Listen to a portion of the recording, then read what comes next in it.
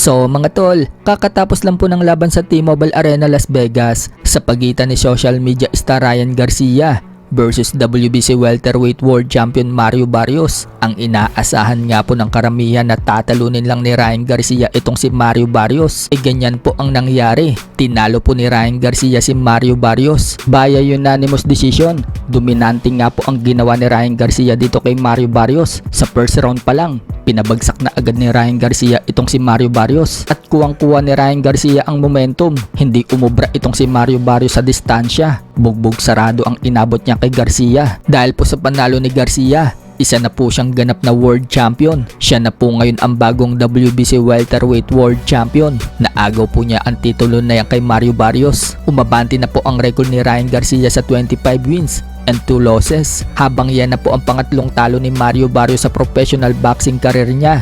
Bumagsak na po ang record niya sa 29 wins and 3 losses and 2 draws. Sa kabilang banda naman mga tol, matapos pong hindi matuloy ang laban ni WBC Minimum World Champion Melvin Jerusalem at Unified Minimum World Champion Oscar Culaso, matapos umatras si Culaso dahil may iba na pala itong kalaban at makasagutan din po ni Melvin Jerusalem si Sean Gibbons. Sinabihan ni Gibbons na tatanga-tanga daw itong si Jerusalem.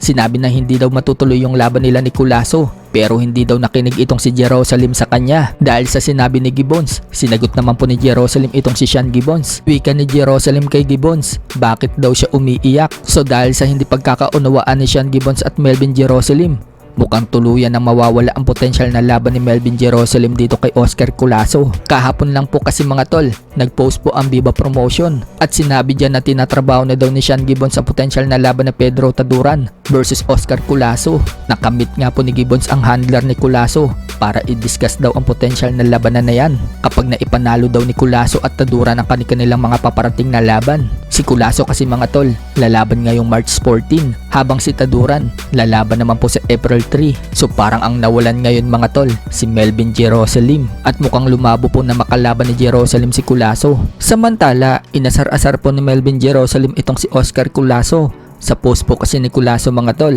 nag-comment po itong si Jerusalem ng emoji na tumatakbo. Hindi naman po nagpatalo itong si Culaso. Agad nag-reply kay Jerusalem at sinabing go up to 108, that's running, and I go up and still make you quit. Bumuelta naman po si Jerusalem at nag-send ng fried chicken, pero hindi pa rin po nagpatalo itong si Culaso. Agad po siya nag-post ng video at sinabing tingnan daw kung paano siya tumakbo sa Philippine Fighters. Parang sinasabi ni Culaso mga tol, kahit na ganyan siya tumakbo sa mga Pinoy, kahit na maliliit yung hakbang niya, hindi pa rin siya aabutan. Sa iba pang balita mga tol, dahil maglalaban po si Manny Pacquiao versus Ruslan Purbodnikov sa isang exhibition match sa April 18 sa Las Vegas. Nagbigay pala ng prediction itong si Gennady Golovkin mga tol sa laban ng Manny Pacquiao versus Ruslan Purbodnikov. 12 taon na po ang nakakalipas nang sabihin ni Triple G, kilala daw niya itong si Ruslan at nire-respeto umano niya ito, pero walang-wala daw si Ruslan kay Manny Pacquiao at wala daw itong chance na manalo kay Manny Pacquiao. No, I know him, I know Ruslan, I respect him. I think he's nothing for me. He's nothing? Yeah, he's nothing. He don't have chance for me. Wow, he has no chance at all, huh?